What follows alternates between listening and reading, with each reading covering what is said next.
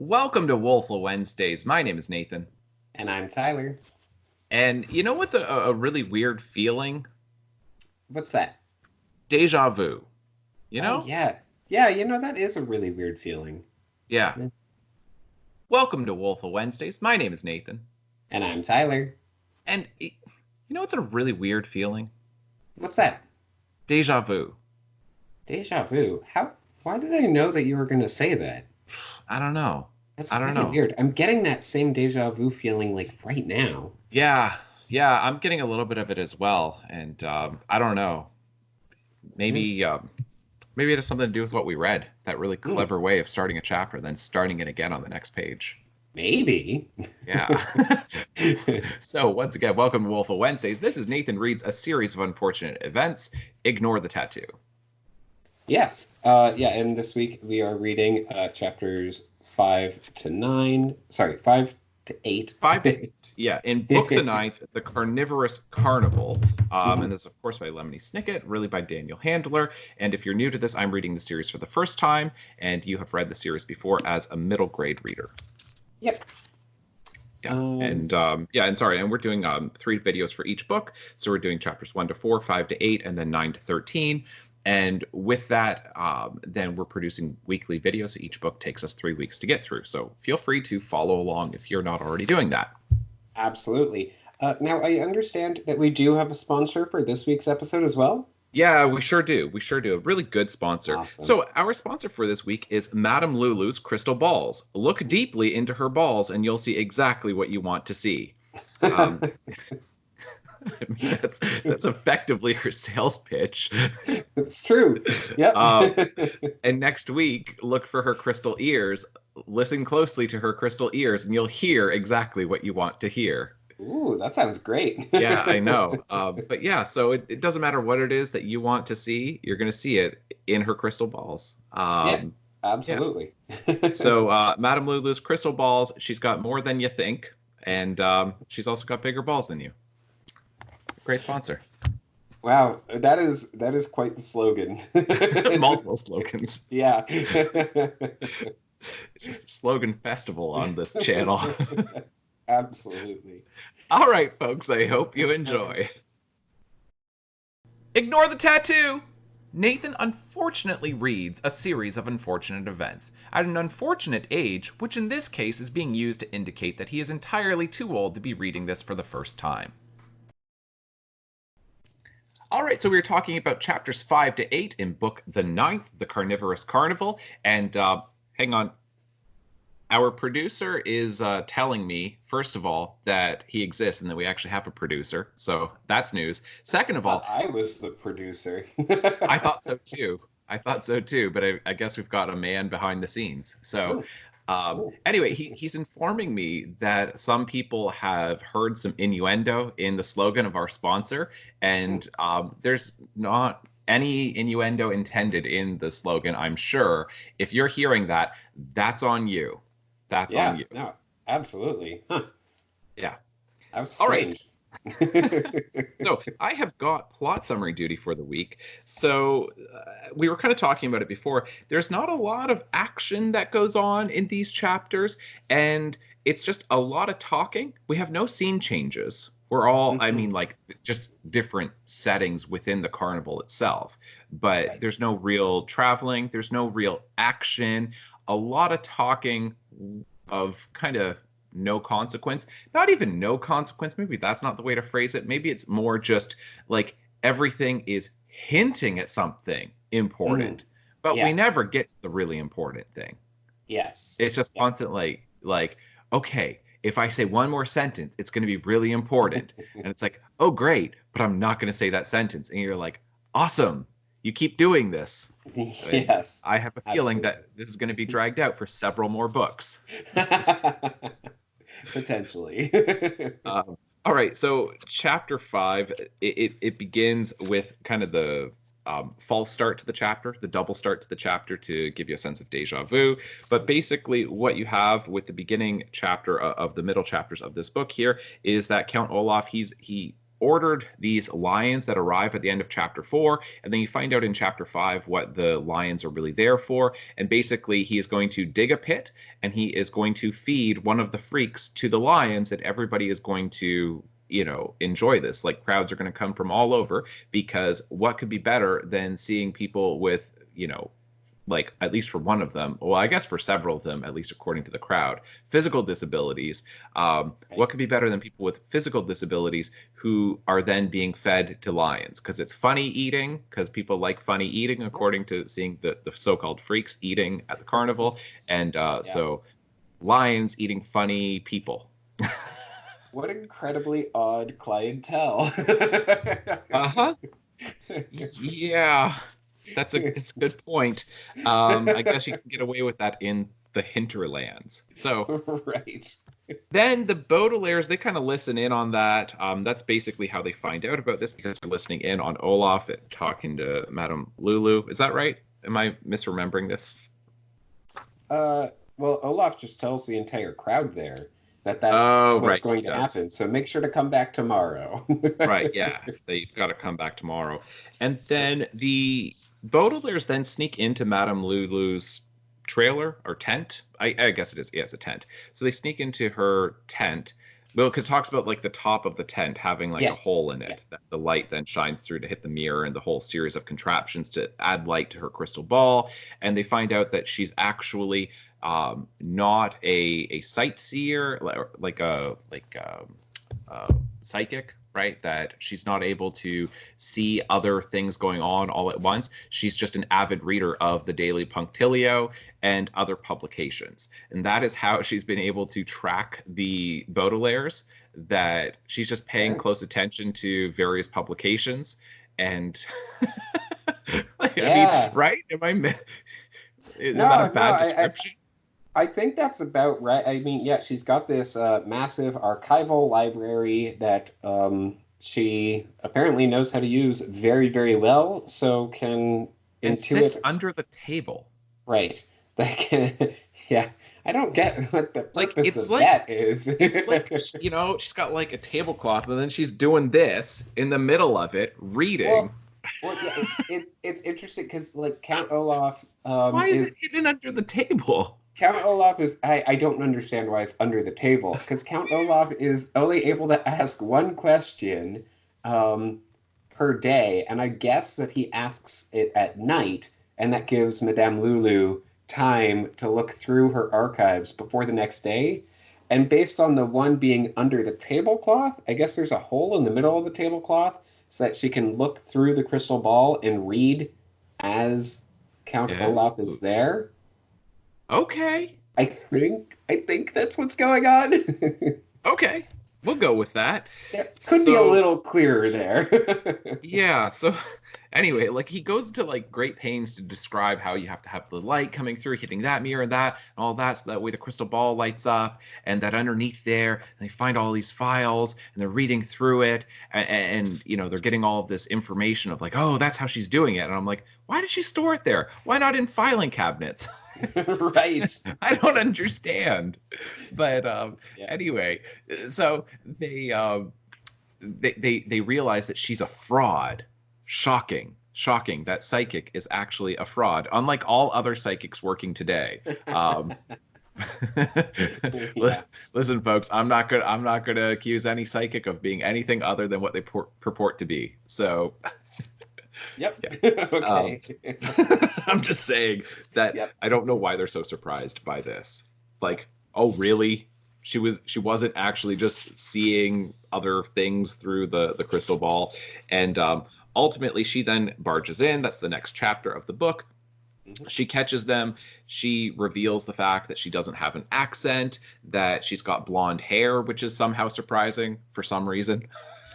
It's definitely written like that. She unwraps it and it's like, oh, she's got blonde hair. I'm like, is this supposed to be because she's not like Romanian, that she's not, a gypsy, so to speak? And I know that term is very offensive. That's why I'm using it in quotation marks, right? That she's not, Romanian, that she's not somebody who like travels around, that you would expect her to have dark hair, is what I'm saying. It seems like because he's making a deal out of the fact that she's blonde. Yeah, that's interesting. Is there anyone else in the entire series so far that has had blonde hair? I don't know. That is a good question. Because I think that most people are described as having dark hair, which would Yeah. fit with the tone, um, the color palette of the series. And so maybe Yeah. blonde is supposed to stand out from that. But it's odd to include a visual detail in a book like this. Yeah, it seems strange that he writes it as though it's surprising. Like we're Mm, supposed to go, oh, blonde. And I'm right. just like, okay, so she's got blonde hair. Like I don't understand. Is it that supposed to be that psychics can't have blonde hair? I'm very perplexed. And what, did she have this whole like head wrap like so low on her forehead that you can't see her eyebrows? That you can't tell that Mm, she's a blonde from that either? Why is this surprising? good question. I don't know. Anyway, so then they talk to her and they have this long conversation where she's kind of wavering on this idea of working for Olaf and being evil and saying, hey, I just like I made different decisions over time and I started working with them. And ultimately, as a result of that, I've been kind of helping out the bad guys, so to speak, for so long that I feel like I'm just kind of in it now, but I don't Right. necessarily want to be a bad person. And so they talk about escaping with her the next day, but they've got no vehicle to do this. So Violet says, hey, what about that roller coaster? I could use one of the cars from that, and I can use of like that thing up that you have like at the top of your tent that sort of looks like fan, like I don't know, some kind of cooling fan that I could attach to an engine. Yeah, I thought it was a belt, right? Like Yeah, a yeah. yeah, but it talks about a belt to be used for like the cooling fan, Mm, yeah. as though Yeah, that's the most important part of an engine. I mean, you do have to right. cool the engine, but that's also in large part due to coolant that you're using. Whatever. Yeah, I don't know how Violet is able to, again, intuit from, from a quick glance over at the roller coaster car. I don't think she even says that she sees it, but Oh, whatever. She's able to know that it has an onboard power source, which generally speaking is not the case with roller coasters. Some do have that, but are they even technically a roller coaster if they have that? Uh, that's a good question. It kind of depends on who you ask in the coaster enthusiast Because this is kind of your community. field of expertise. Yeah, I believe that they are. Rides like Thunder Run are at Canada's Wonderland. That's a fully powered coaster. It has an onboard engine, but to me, it's still a roller coaster. So I'm on your side with that, but I know that some people say that it has to be like gravity powered, that you've got a chain lift and then it drops and then it. yeah, at the very least, you have to have some gravity-driven sections. Right. Yeah, Yeah. yeah. Anyway, so Lulu says that, oh yeah, it's got some kind of motor on there, and then Violet picks out the least important part of an engine. Like, Yeah. not, like I mean, I'm just saying that if somebody like said, "Hey, I've got a radiator fan. Do you think you can build an engine?" I'd be like, "Well, that's a very unimportant part of it."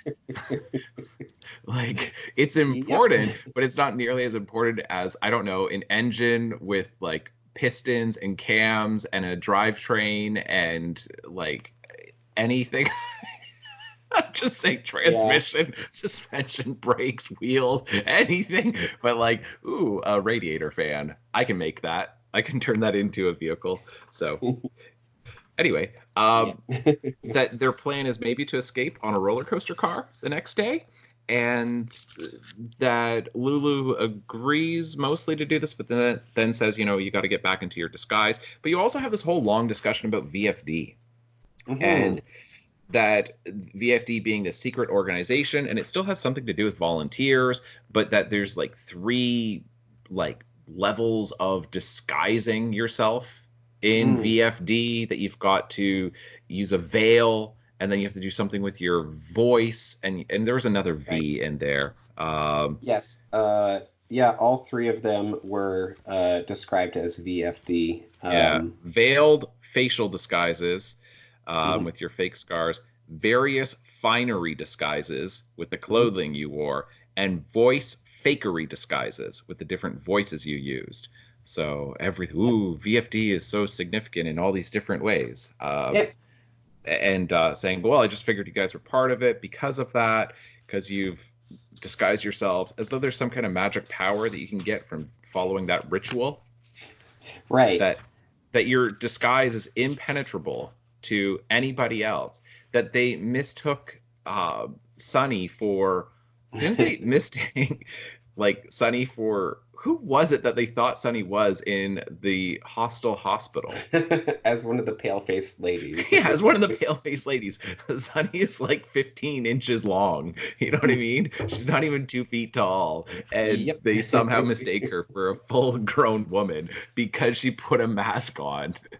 Yep. So I'm going, there seems to be some kind of magic with the disguises. And Yeah. then Yeah. kind of to add a little twist or some suspense to all of this, Esme is apparently jealous of Lulu and Olaf's, relationship with Lulu, even though it seems to be mostly a professional relationship. And of course, Lulu has been doing all of this, feeding Olaf information so that way he'll buy her stuff. Hmm. That's effectively like the relationship that they have. But Esme is I guess feels threatened by Lulu, that maybe she's going to steal Olaf away or something like that. So she then tells the freaks, like she offers them the opportunity to join Olaf's troupe of performers slash henchmen.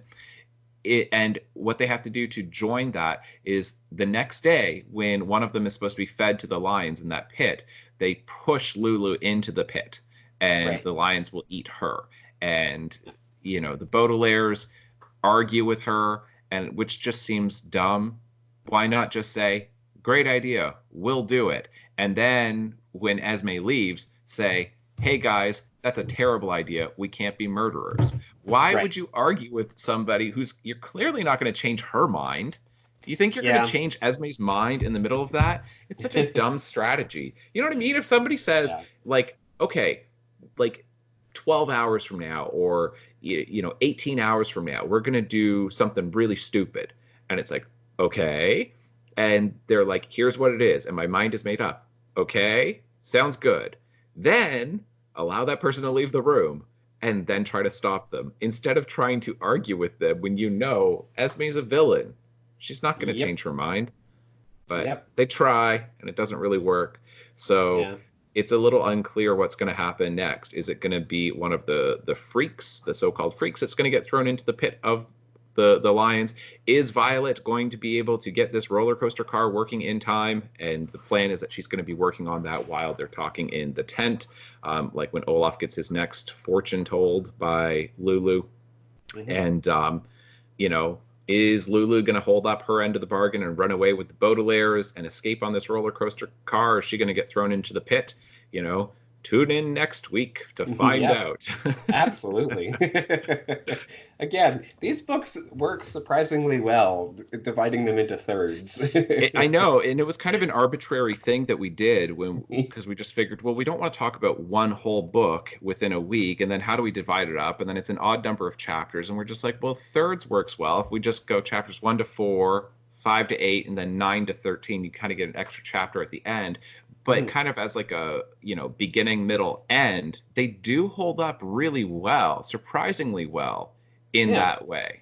yeah. Of you have your whole introduction to the plot, and then you've got all of that middle action, and usually that's the weakest part of the books, and then you have the conclusion, which tends to lead into the next book. Right. All right. So I guess let's hop into our notes for these chapters. Sure. Why don't you go first? Because I took a while with that plot summary, and I apologize. I wasn't planning to take that long, but I added in some extra commentary in there. Yeah, So, yeah, no worries. All right. So yes, at the beginning of chapter 5, yeah, the fun little play of Deja Vu, having the same page be repeated nearly word for word, with mhm. a nice little change of pace at the very bottom of the page. Yep, Um, yeah, I it's just really cle- appreciate it's that. clever if you've never seen it before. Yes. That's how I feel about most of these books. Is it's clever if it's your first time seeing it. If not, it might be a little this is not as clever as you think, but that's fine because I'm not the ideal reader, so that's okay. Right. All right. I have one series of notes that kind of goes through a few different chapters. Should I hop into that, or do you want to give your notes for chapter 5? Um, yeah, let me just. I've only got two notes here, Mhm. so um, I guess let me give the one that I've got kind of in the middle of it, and then I want to hear your series of notes because I have very very few for these chapters. I've only got like a half dozen or so. Yeah. So this is on page 114, Okay. and it's basically 114 to 115 where you get that long description about grief, and it's a Mm, pretty lovely description of grief. It's and not making grief sound like something beautiful, but appreciating it for what it is, right? right. That it's really trying to, like, it's beautifully captured, this awful Hmm. thing, this awful feeling, but it's beautifully captured. uh, I don't know if you've got notes. Is that part of your series of notes that you have?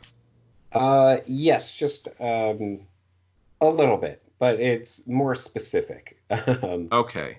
Yeah. Because I just want to point to this. I don't really have much to say other than, we kind of get these moments occasionally from Handler Mhm. or from Snicket, depending on how you're viewing this, where he occasionally will enter into the realm of the sincere. For these books that Right. are very ironic and insincere and nothing really means what it seems to mean, then occasionally he'll be quite earnest. And this seems to be one of those passages where at the top of page 114 he says, grief, a type of sadness that most often occurs when you have lost someone you love, is a sneaky thing because it can disappear for a long time and then pop back up when you least expect it. And so that is a good description for it. I've heard other descriptions, but like that play with this idea. But there's some good insight there, right? That you think you're okay, and then it can just hit you out of nowhere, and it's so painful all over again, Hmm. and you don't necessarily see it coming. Yeah. So that's the first part of it. And then he gets into his little like backstory here. And then towards the bottom of this, of page 114, then he says, with the Baudelaire orphans, it was as if their grief were a very heavy object that they each took turns carrying so that they would not all be crying at once. But sometimes the object was too heavy for one of them to move without weeping. So Violet and Sunny stood next to Klaus, reminding him that this was something that they could all carry together, at least until they found a safe place to lay it down. And so there's something about the strength that these kids have together of dealing with it. And the thing is, I guess what's interesting to me is that for many people and many families who are grieving, then sometimes it brings a family closer together and sometimes it tears it apart. Mhm. And if not tears it apart, people they might go and deal with it separately, right? Right. Some Yeah. families like to like, and it just, and I don't think you can even predict that of how your family, or your like e- close family, extended family, how they're all going to react to the passing of a loved one. But in their case, it seems to be that they've come closer together and they're each supporting each other through this. And it's a nice description that you have. Yeah. Yeah. No, absolutely. All right, but then this is at the beginning of chapter 5. So that was me giving Handler some praise. Mhm. Now I'm going to destroy him. Um, so at the very, very beginning of chapter 5, so whatever page you want to call that, 103 or 101, then he says, if you've ever experienced something that feels strangely familiar, as if the exact same thing has happened to you before, then you are experiencing what the French call deja vu. Like most French expressions, ennui, which is a fancy term for severe boredom, which is okay, fine. It's not really like whatever. Okay, um, or la petite mort, which describes a feeling that part of you has died. Deja vu refers to something that is usually not very pleasant because it's curious to feel as if you've heard or seen something that you've heard or seen before. Okay, you were shaking your head at that, and I hope that it's because you know what I'm going to talk about here. Yeah. La petite mort is, yes, it does mean the little death, but that's not how it's used, and that's No. certainly not how it's used in English. It means orgasm. Yeah. It means the feeling that you have, like, immediately following an orgasm.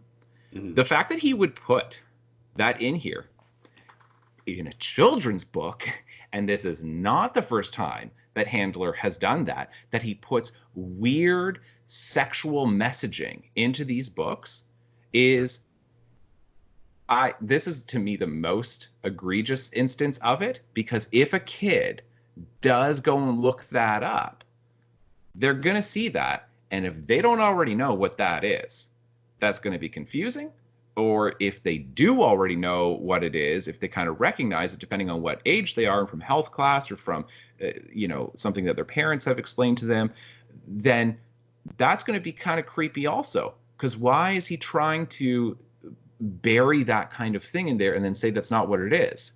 Do you know what I mean? Yeah. Like, it's just gross. And I hate the fact that he's multiple times brought sexuality into books where the kids are preteens.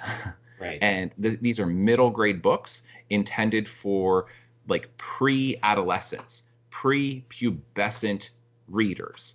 That's who they're intended for. They are not intended for pubescent or, like, after puberty, like full on, like, teenagers or young adults, and like getting into new adult and adult literature, all of those different genres.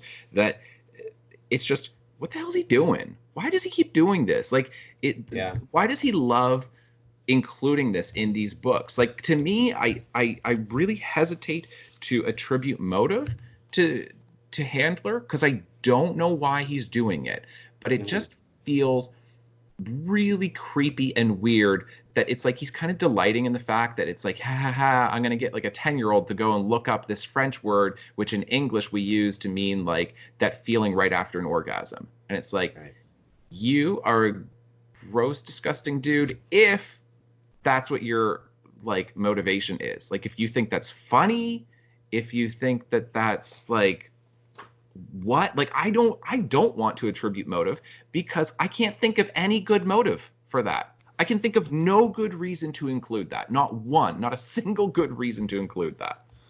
Yeah, no, I agree. That's certainly something that went right over my head every other time that I have read these books. Sure. Yeah. Um, um, but yeah, and then I mean, it's also odd that, he says like that is one thing that refers to something that is usually not very pleasant. And it's like, okay. I mean, I don't even want to comment on that, but that's No, I mean, you're right, an because the way he additional continues on. confusing thing. Yeah, it's usually not very pleasant, because it's curious to feel as if you have heard or seen something you've heard or seen before. But yeah, like, it's um like, yeah, but anyway, Yeah. it's there's a lot that could be made of that, which I don't even want to talk about, but the jerk includes it in the books. Yeah. And I hate that, because, and I said it before, it was like the third part of book one, where I said, if there's going to be a bunch of this stuff of sexualizing these young characters, I'm not going to read these books. That I just would not continue the series. And I'm disappointed to see instances, especially, I think it's more offensive the way he encodes it, that Yeah. it would, that because he's been instructing young readers to go and seek out the real meaning of these words again and again and again. Yeah. So it's as though he's enjoying the idea that young readers are going to go out and learn about this thing that they've maybe never heard about before, and they're going to not hear it from a health teacher, and they're not going to hear it from a parent, but they're going to hear it independently on their own by searching for it online, because he is getting them to do that. And that is highly troubling. Yeah. Irresponsible. Yeah. Yeah. Uh, yeah, I don't know how, that ended up making it to the final version of these. Because I feel like the It's editor not should. funny to me. Like, Yeah, I feel it's like not funny to get, pre-pubescent children to go and look that up. Yeah, yeah, absolutely. That's yeah. I mean, I'm somebody who, like, I basically, I've got very few, if any, limits or barriers on comedy. right? Mhm. But that's for adults. Right. Not. It's a totally different conversation when you're talking about children. Because something that I go, oh, it's not my taste, so I won't listen to that particular, comedian or whatever else, or I don't like Yeah. that bit, I don't like that part of their routine. But that's perfectly fine. But those rules do not apply when you're talking about prepubescent children. Like, Yeah. come on, Yeah. dude. Yeah. So I mean, I'm right there with you. I don't know why he thought it was a good idea. His um, publisher, his editors thought that it was a good idea, or at least, like, if not a good idea, that it was going to be fine enough to keep. Yeah. I don't get I don't get it at all. No, me neither.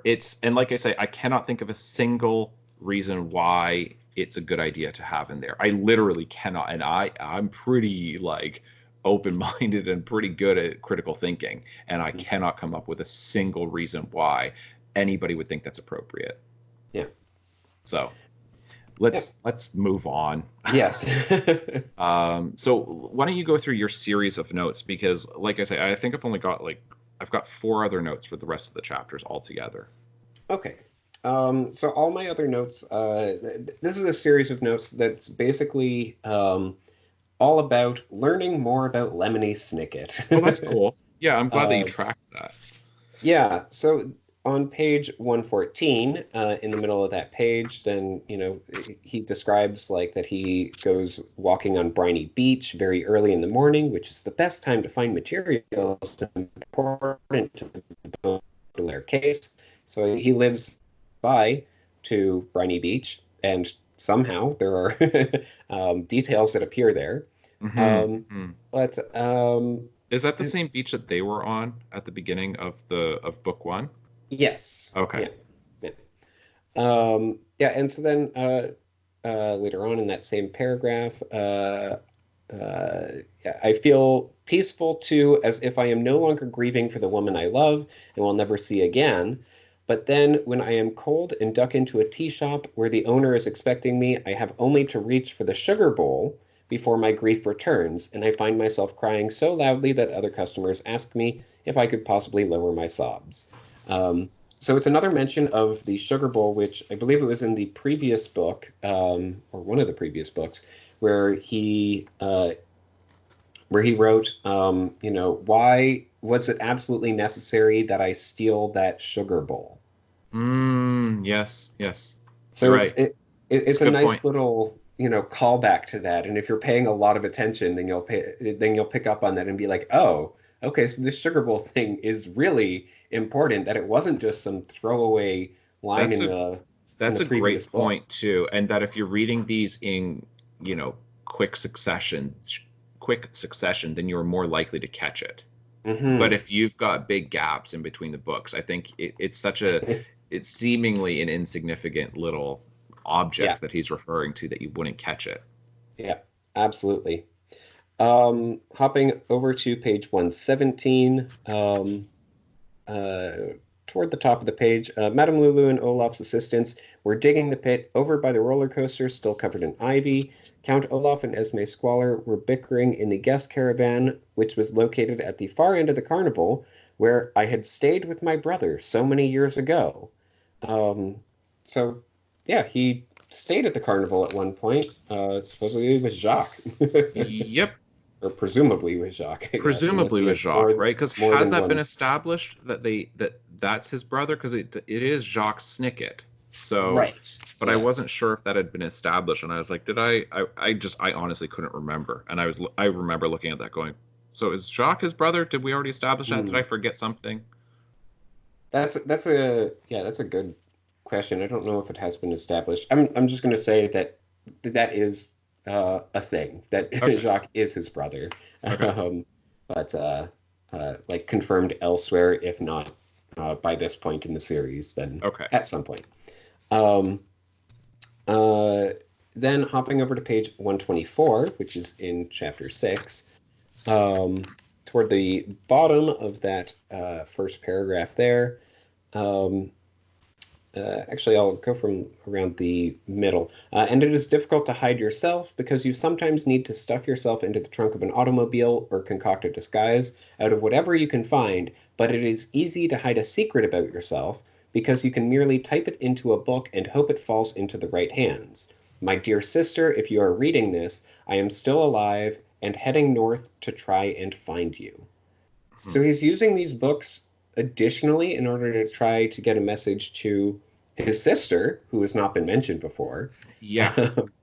And yeah, so that's curious. We had talked before about the confusing nature of when these books are written. Um, at what point in the lives of the Baudelaires Yep. these are being written? Um, yeah, because yeah, if you are reading this, I'm still alive and heading north to try to find you. How how does he know when these will be published? I don't know how he knows when these are going to be published, but it also, because I was looking at that and I was, of course, puzzled by this and trying to figure out what on earth is going on here. And I'm going, well, this has been a pretty big theme in the series. We've seen this multiple times of critical reading skills and close reading and doing a close analysis. Where if you look at, what is it? The Vile Village? Is that the name of it?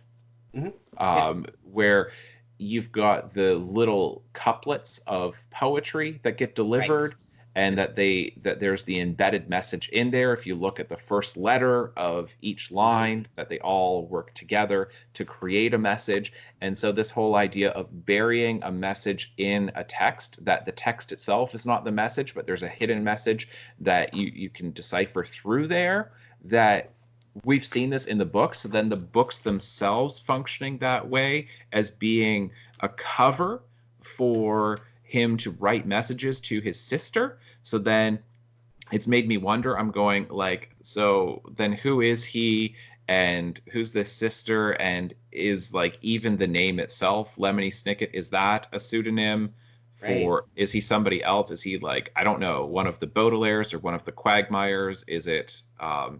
do you know what I mean? Yeah. What's the boy Quagmire? What's his name? Duncan. Yeah, Uh, Duncan. Is well, this there's Dunk? yeah, there's Duncan and Isadora. Those are the And two. and then there was their lost sibling, Yes, Quigley, I believe. Quigley. Yeah, so I'm like, Quigley Quagmire. is it Duncan or Quigley Quagmire? Is this Klaus? Or is this really like a Snicket? Do you know what I mean? Like, Yeah, I don't yeah. know. It's just, it's puzzling because I'm going, so you're writing to your dear sister, trying to tell her that you're still alive, but uh, because he's saying, my dear sister, if you're reading this, I'm still alive and headed north to try and find you. Um, well, obviously she knows that he's still alive if his name is Lemony Snicket. Right. Yeah. So that's what I'm going. So then his name is fake, and that she must is hopefully picking up on this, that Hmm. he's not actually Lemony Snicket, he's somebody else, and hoping that the villainous Olaf or whoever else is after him won't pick up on that, will either not read the books, or if he reads the books, the hints are going to be subtle enough that it'll get past Olaf but get to his sister. Right. So I'm like, that Yeah. seems like something the Baudelaires would do or the Quagmires would do. Hmm. Yeah. Yeah. No, for sure. And yeah, that's kind of why, I decided to group these notes together because there's a lot of little revelations that we get about Lemony Snicket. Not Yeah, even revelations, but just like information just about little him. hints about something going on, but Yeah. no Yeah. connective tissue. Just Right. random little bits, but it's unclear how these things are all connected or the Hmm. meanings, the significance behind any of them. Yeah, and considering I believe it was in the hostile hospital or hostel hospital, then he wrote, this is not a story about the Snickets or about Lemony Snicket. I forget Uh-huh. which one. Uh-huh. Um, but more and more, it seems like it is. Right. Absolutely. So, Absolutely. yeah. Um, all right, hopping over to page 136. Um, this is when Klaus is reading one of the things that is hidden under the table. Klaus reached into his pocket again, removed his glasses, and put them on. Now I feel like less like a freak and more like myself, he said with a smile and began to read out loud.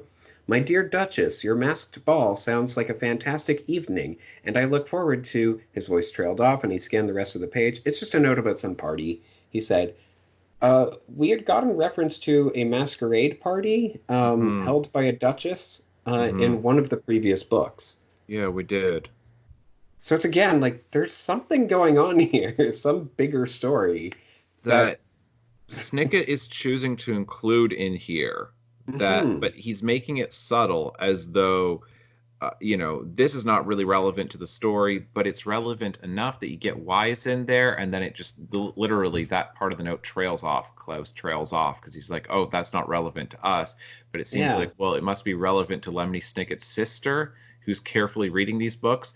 And just as some Right. readers will look at the books and go, oh, that's a little bit of Lemony Snicket's backstory. I don't care about that. I want to know about the Baudelaires. But his Mm. sister is reading the book in like kind of the flipped way, where these she's then saying, I don't care about the Baudelaires and their backstory and all of this. I care about these little asides with Lemony Snicket to try to like puzzle through, like to put this puzzle together because he's including little hints and clues about his whereabouts, his overall safety, and who Olaf is, and the connection Mhm. between Olaf and VFD and the Snickets and whatever else.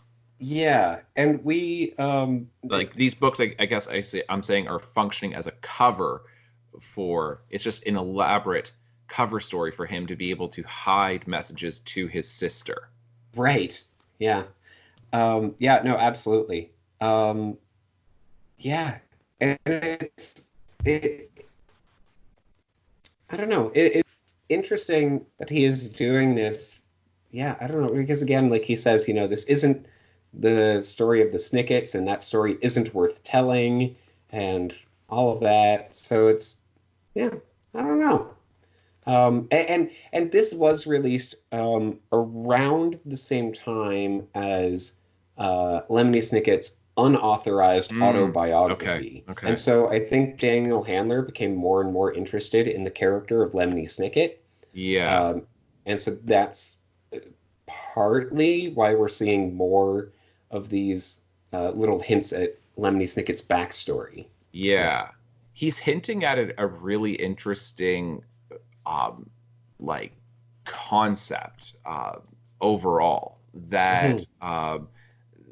like almost I hesitate to use the word performance art, but almost like a kind of performance art Mhm. that this is not the thing, that Right. everybody will get caught up with the story of the Baudelaires, but the Baudelaires is totally irrelevant, and the purpose of these books is something completely different, but people don't even get it. That Right. it's all Yeah. hidden in the text, and it's really Lemony Snicket, who's not really Lemony Snicket, writing to his sister for her to try to figure out his real identity and that he is alive and that there's all this stuff going on and trying to reunite with her through this that ultimately I'll just publish a series of books that will become insanely popular and millions of copies will be sold, but I only care about one reader and that one reader isn't reading them for the Baudelaires. That's all just an elaborate con that everybody else is providing cover for that. Right. I'm going, Yeah. I don't think that Handler will do that. I think I'm hoping that it will be this like much cooler thing than what's really going on.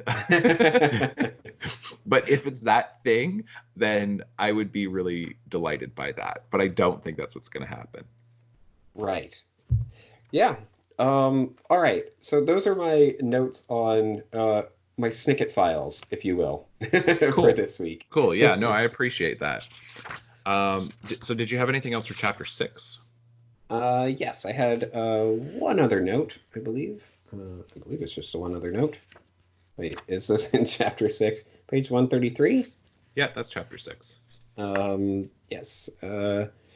Just at the top of the page, this is when they are discovering that Madame Lulu is a fake. And then Violet says, Imagine how it would feel if the room were flickering with lightning, Violet said. That's the sort of trickery that makes people believe in fortune telling. And I just kind of, you know, I appreciate that little jab at people who believe in fortune tellers and the psychic industry. Right. Right. um, that it's just, yeah, see, that's all it takes to get somebody to believe them, I guess. Um, yeah. Yeah, I know, and that's the thing is anything to do with like psychics or mediums and all of this stuff. I feel like on the one hand, if you're a child reading this, then okay, this might be compelling, but at the same time, um, I guess what I'm saying is I feel like they're such easy targets of mockery. I'm not trying to Mm, defend them. I'm genuinely not trying to defend them, but I'm saying they are such easy targets of mockery, but like it's such a trope that I guess I don't really care for of right. revealing a psychic or a medium to be a fraud. And it's just like, wouldn't it be more surprising in literature, in fiction, if they could actually do it? Because everybody assumes that they're fraudulent. Everybody Right. assumes that they're Yeah. fakes. So I'm going, it's not a revelation to go, the psychic in here isn't actually a psychic. And we're supposed to go, oh, like, Right. yeah, I'd be surprised if I ever read in fiction about a psychic who actually is a psychic. Right. Yes. You know what I mean? Because they're just so often presented as just being fraudulent. And I'm just like, well, yeah, everybody assumes that, except for a very small group of people. But then a small group of people in the world who do believe in psychic mediums don't read books that mock psychic mediums as being frauds. Right. Yeah. So, Yeah. I just think that it is, a nice general comment from Violet on that sort of trickery that makes people believe in fortune telling. That it's not just about Madame Lulu being a fraud, but that it's this commentary on people in general, yeah, I and guess, this idea that psychics in general will create this whole uh, facade. yeah, um, no, so, they yeah. do. I guess the thing is that my point would be people don't believe in psychics because of the environment, because of the setting, because of special effects in the room and all of that. People believe in psychics because they're grieving and they are either grieving and they're desperate to know what's happened to their loved one and they didn't have that resolution, and that is a genuinely sad thing if somebody doesn't know and they're in that much pain that they're willing to reach out to a psychic medium, or they're just having just such a troubled life and they don't have good answers and they don't know where to find help other than these charlatans and frauds who take advantage of people who are in desperate emotional circumstances, who are just grieving and psychologically really, really hurting. That it just it's like that's the reason why people seek them out and that's the reason they believe in them, not because of trickery but Right. because of deep emotional pain. And I guess that's what I'm saying is I don't think we should mock that. I don't, you know what I mean? Like Yeah. it's not psychics where I'm like, yeah, you can mock the psychics, but the people who believe them, I think that we should like feel for them and we should have compassion for them, that they're in so much pain that they would reach out to something that just seems so patently like wrong, that it's just that's not real, that's not, you're not going to get like there's no truth there, but that you're Right. so desperate for answers that that desperation is what I feel like we should be expressing compassion. And so that's why when like it feels, like the expression of punching down, it Right. feels like Yeah. these are people who are already beaten down. You're going to mock them for that too, like come on. um Right. that Yeah. it's just it's and that's where I do have issues with postmodern literature. And postmodern literature like this, it's highly ironic, that's not sincere, is that there you don't genuine like you don't have a sense of let's genuinely care for human beings. Hmm. Instead it's all like, hey, if I can set it up for a joke, then I'll set it up for a joke. I don't care who my target is. Right.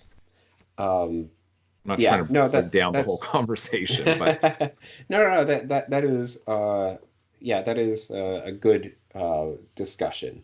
Um, yeah, yeah. because I guess that's what I'm saying is I kind of resent what Handler's saying there Mm, about that. If I'm going, right. people, it's not that people are stupid and they're believing in that it's just like, can you believe some people are so dumb they believe in psychics? It's no, can you believe that some people are in so much pain that they Right. turn to psychics for answers? And you go, that deserves I don't want to use the word pity, but that deserves compassion, not Yeah, mockery, yeah, you know? yeah. All right. And sorry, I do have a couple more notes for this chapter, but I Go promise for my it. notes get fewer as we go on. Hmm. Um, so on page 137 into 138, then we get the discussion of all sorts of different types of libraries. Um, and Yeah, so I'll just start from the last sentence on page 137. There are public libraries and medical libraries, secret libraries and forbidden libraries, libraries of records and libraries of auction catalogs, and there are archival libraries, which is a fancy term for a collection of files and documents rather than books. Archival libraries are usually found at universities, museums, or other quiet places, such as underneath a table where people can go and examine whatever papers they like in order to find the information they need. So this is again, as we've been talking about, this is just teaching children about what an archival library is, what it's Yes. used for. Yes. Um, yeah, so yeah, I like Yeah, that. no, no, no, that is true. It's a good point, especially because um, a lot of adults don't know the different types of libraries, Yes, right? yeah, Like absolutely. if you've not gone to a 4 year college to a university, um, and even then, depending on the university that you go to and depending on your program, then you still might not necessarily know all the different types of libraries, but there's lots and Right. lots of different types of libraries that all serve different functions. And so the sooner people can learn that, the better. I'm saying that as an educator and to desperately trying Right. to get my students into libraries. I'm like, the sooner we can drill this into their heads, the better. Lots of Yeah. different libraries, folks, and please use them depending on your purpose. Yeah. So Absolutely. yeah. All right. So I had one other note, which is on page 144.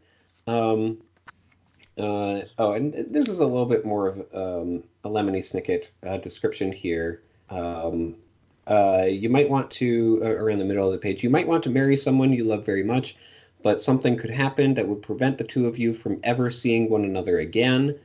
You might want to find out something important about your parents, but something could happen that would mean you wouldn't find out for quite some time. And you might want at a particular moment for a crystal ball not to fall off a table, blah, blah, blah, blah, blah. So this is the first instance, as far as I know, that we've gotten Lemony Snicket saying basically, I mean, it's I think a pretty fair assumption that he's referring to Beatrice here Hmm. um, as someone that he wants to marry, um, but that something could happen that would prevent the two of you from ever seeing one another again. Because he's talked about how they couldn't end up together, Hmm. but in this instance, then he's saying that they would never even get to see each other again. Yes. So it's a bit I more mean, extreme than. well, but hasn't he said, like, haven't we had enough of the backstory where he said that she then married somebody else and then died soon after? Yeah, that's true. Yeah. That's how I read it, is you might want to marry someone you love very much, but something could happen that would prevent the two of you from ever seeing one another again. It's that, well, it sounds like I think she eloped with somebody who wasn't who Mm, she really thought the person was, and then died very soon after. And so if there was any chance that that she could have gotten out of that, fraudulent marriage, you know what I mm, mean? And right. then get back to Lemony Snicket to marry him, that her death then prevented that. Mm. Yeah, that's interesting. That's Yeah, what I read. gotcha. Yeah, I'm gonna have to think on that. Okay. Um, but yes, so those are my notes for chapter 6. Okay, cool. All right, let's move on to chapter 7. I think I've only got one note for chapter 7 and then, yeah, one for chapter 7 and then two for chapter 8. Okay. And this will be a quick one. This is on page 150. And I'll just read that middle paragraph there. So it says, the Baudelaires looked at one another and then at the quaking woman sitting near them. It is hard for decent people to stay angry at someone who has burst into tears, which is why it is often a good idea to burst into tears if a decent person is yelling at you. I just, I just wrote, it's pretty good life advice. It's true. That yeah, I mean, you don't want to do it to manipulate people, but if you express that kind of vulnerability, if it's genuine, Right. and you express that kind of vulnerability, it can absolutely diffuse a situation. It's true. Yep. I can say this, that so many students have tried this on me though, and it doesn't work. Not that I'm yelling at them, but they'll try the whole, what if I just go to my teacher and then just cry and then he'll change everything? It'll just be Right. like, oh no, you're crying. Whatever you want. You want an A, you have an A. You want to never do Right. work again, you don't ever have to do work again. Just please stop crying. It doesn't work with me, but they've obviously used it with other teachers because otherwise, why would they try to do it? Do you know what I mean? Like it's Right. one of those things of like, oh, you learned this lesson. You learned that crying can help you to get your way. Like sometimes it's genuine. Like I acknowledge that. This occasionally then it is genuine. But I also know that there's been times where I'm going, ooh, you're trying to manipulate me. Right. Yeah. Yeah, no, that's a great note. All right, and you said that was your only note for chapter 7? Yeah. Yeah. All right. My first note for chapter 7 is on page 155. Um, and this is the, I guess, revelation that Madame Lulu, aka Olivia, has just guessed that one of their parents has survived. Um, and if one of your parents has survived, though, that's probably where they'd be. Somewhere in the Mortmain Mountains is one of the last surviving headquarters of VFD. But you know that, of course. So their parents would be going to one of the VFD headquarters? Yeah. And Okay. it's interesting that it's this organization that's been dying out. Hmm. Yeah. Yeah. Seems like And it's a group that's on the run, right? It's like one of the last surviving headquarters. So there's right. been many before, but they've been getting destroyed or abandoned or something. Yeah. Which brings me to my next note on page 158. Where Olivia is giving more backstory on this. It's complicated and confusing, Olivia explained. They say that long ago it was simple and quiet, but that might be a legend. There was a schism in VFD, a great big fight between many of the members, and since then it's been hard for me to know what to do. Um, and yeah, this kind of keeps going along these same notes. Um, and yeah, so again, we're getting more discussion of what has happened to VFD, but no discussion of what VFD is. um, That's yeah. yeah. I don't know that I think I said it on like it within this podcast within the recording. Otherwise I said it when we were not recording, but you've got a lot in these chapters of almost revealing something important, and it's always going to be Right. the next sentence, and then that Yeah. next sentence just never comes. It's just constantly hinting this is going to be really important, but I won't tell you yet. And then this one's going to be really important. Oh, but that reminds me of this other thing. And it's just that's just the books, like you know. Yes. Yeah. So there is that, but if we are going back to these books being written potentially for Lemony Snicket's sister, um, Yes, yes. then presumably she would know everything about BFD, so that information isn't important to the one reader that he's actually writing these for. Yes, because if Olivia is not really speaking, if it's not really Olivia, if it's really Lemony Snicket on page 155 who's speaking directly to his sister, then him saying, you know, if one of your parents, one of the Baudelaire parents has survived, that's probably where they'd be. Somewhere in the Mortmain Mountains is one of the last surviving headquarters of VFD. But you know that, of course. You know that it's one of the last surviving ones, but I think they'd be at that one if they're Right. alive. So you Yeah. should go there.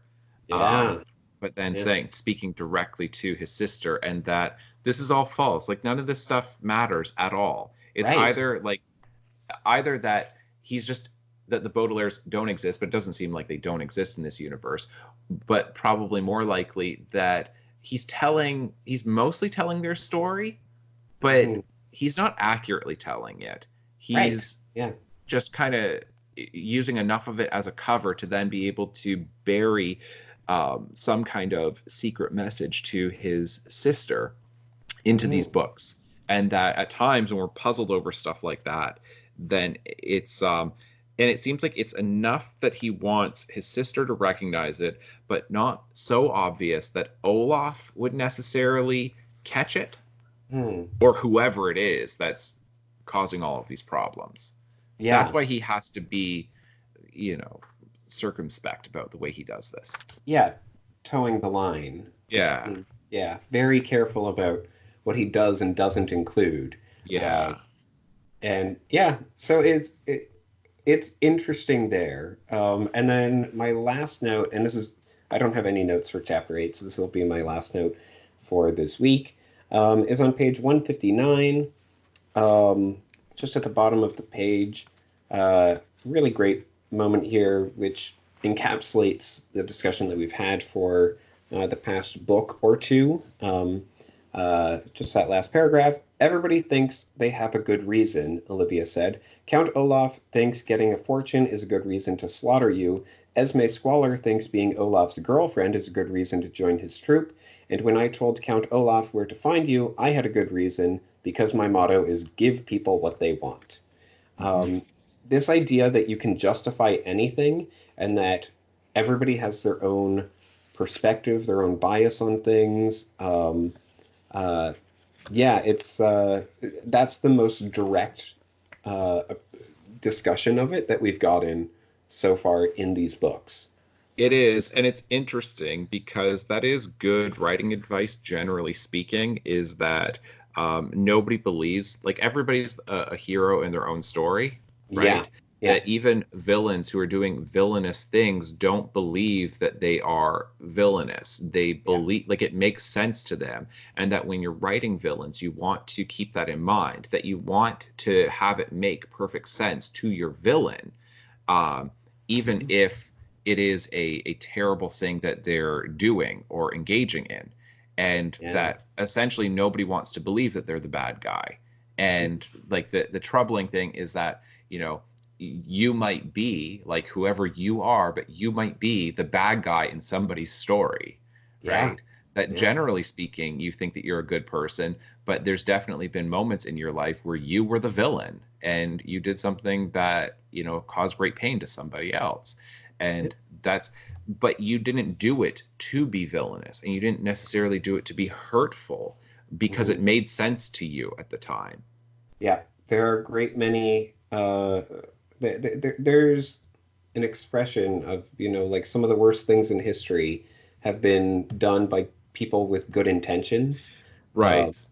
something along those lines. Yeah, And yeah, it's true. Like everybody, or not everybody, but the vast majority of people uh, have good intentions. They are trying to uh, do something good from their perspective, yeah, and that it's a question of, well, what perspective are you looking at those events from?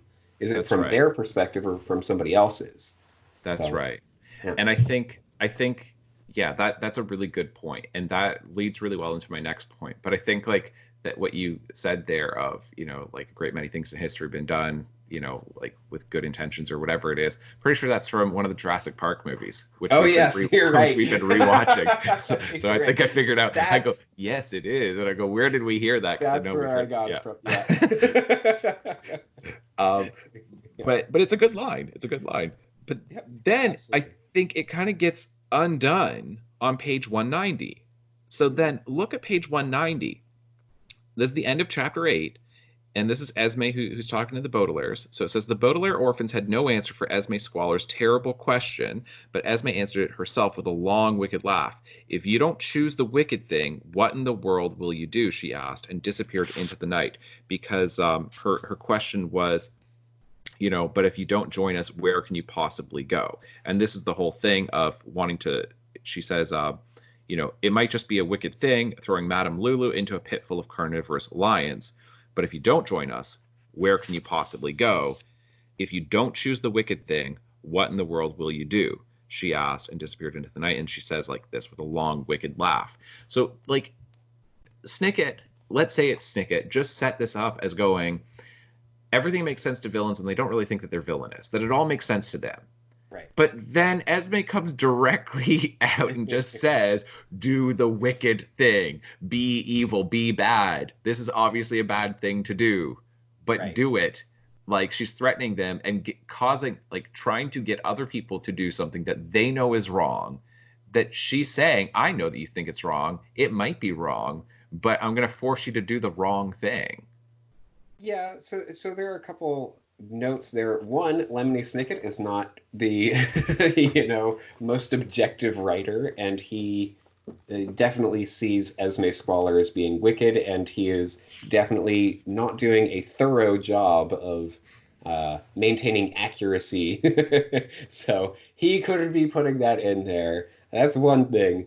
The other thing is, um, yeah, there are a great many things that have been done with good intentions that ended up being horrible things.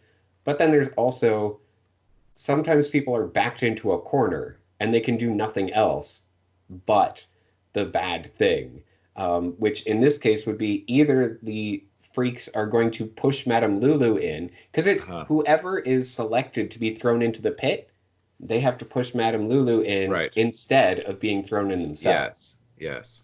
So there's that element as well. Yeah, it's her or me. There's that, but I'm saying that Esme herself, that like I guess what I'm saying is, and I don't have an issue with Esme being wicked. I guess Mhm. what I'm saying is where it breaks down when people give the writing advice of make sure that your villains, that it all makes sense to them and that they don't see themselves as the villain of the story. Right. But the problem is that where it breaks down is that doesn't really take into account like sociopaths, Right. um, Yes. who Yeah. even though like they don't necessarily consider themselves to be like villainous necessarily, but they wouldn't consider it to be good, that they're doing some kind of greater good. You know what I mean? Hmm. And Yeah. certainly like there's a lot of like psychologically deranged killers and monsters um, throughout history who have Yeah. done things that are unspeakably evil. Like I literally like would not even repeat like some of the things that some of these like mass killers have done. And you look at that and it's like, even if it like, I think some of them, then it made sense to them, but others I think it is cruelty for cruelty's sake. Do you know what I Right. mean? Yeah. That Yeah. like that most villains, most people who are doing villainous things are not doing Yes. it to be villainous. But I think there are some. I mean, Oh I yeah. don't have like a criminology background, but I'm pretty sure that like most psychologists and criminologists who study abnormal psychology would say that. Yeah. Yeah. No, I would agree. Yeah. So No, it's that's a good okay point. if Esme's like that, but it's just like he Hmm. kind of set it up and then didn't follow through on this thing that he had just set up. Yeah. I don't like Madame Lulu or Olivia bringing up Esme in that discussion because I don't think that Esme really is one of those people who thinks she's doing the right thing. Right. Being Uh, bad is in. yeah, yeah. So it would seem. Um, and then my last note for chapter 8 and for these chapters in the book is on page 185. So this is Kevin who's speaking here. Um, so then this I'll just go from the middle of the page. This is Esme speaking. She says, and Kevin, Esme said, look at this small piece of rope. Turn around and I'll tie your right hand behind your back so you can't possibly use it. And then I'll be left-handed like normal people, Kevin said, jumping out of his chair and standing on his two equally strong feet. Hooray! So my question is being left-handed normal in this universe? Is that the I more don't know. common? Is that the dominant hand in whatever universe these books are taking place in? And being right-handed is the strange thing? Or is this just a weird thing that Kevin says that he gets it wrong? That because he's ambidextrous, so he doesn't even know what the normal dominant hand is. I think it's the latter because in book the first, The Bad Beginning, then Violet uses her right hand and Lemony Snicket describes it as like most 14-year-old Oh, girls yeah, yeah, is yeah, he right-handed. does. So Okay. So it's just Kevin who's just so baffled by the idea that somebody has a dominant hand and a dominant foot Right. that he just can't even keep it straight in his head of which one is commonly the dominant one. Yep, I think He's so. just maybe he's just that out of the loop of dominant hands, which is a pretty funny thing to be that clueless about things, especially because Right. he's so concerned with it.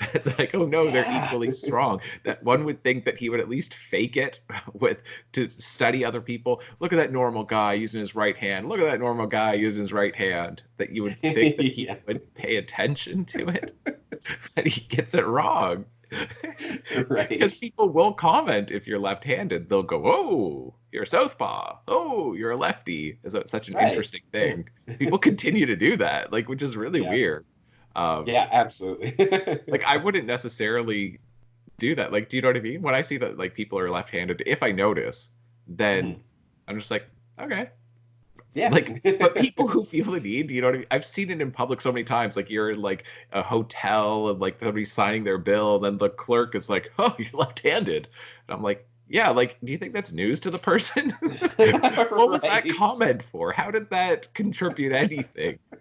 Like you just thought, I might as well bring this up. Because it's such an Yeah. interesting thing about them, and might as Yeah. well crack the ice in this conversation. Right. Break the ice by commenting on which hand they use. Yeah, small talk has always baffled me. Yeah, I know, because I don't know where that conversation goes from there. Yeah, yeah, no, I thought about being right-handed, but I opted for the left. Like, what is a person who's left-handed supposed to say in that case? Used to be right-handed, but It's what? very in to be left-handed. Right. I just switched it up. Oh man. All right. Well, we will move on to chapters 9 to 13 of book the ninth, The Carnivorous Carnival. Um, and yeah, something with lions, something with a roller coaster, perhaps. Yeah. All of I don't know. How do you rate a book about a carnival that has got such non-carnival action going on? Do you know what I mean? Yeah, I The do. roller coaster I doesn't know, but even work. right. Uh, yeah, this is also the first book in the series, I believe, where the cover art does not depict the Baudelaires. Oh, yeah, I mean, I haven't been paying close attention, but that is a really interesting point. They're there. You get the Baudelaire fire, and then you get that little inset picture of them, that small little circle in the top left-hand corner. But yeah, you Mhm. don't actually have them on there. I suppose by the ninth book, the aesthetics of these books are just so well known by any reader of whether you're a Mhm. reader or not. It's just you could put anything in there at this point.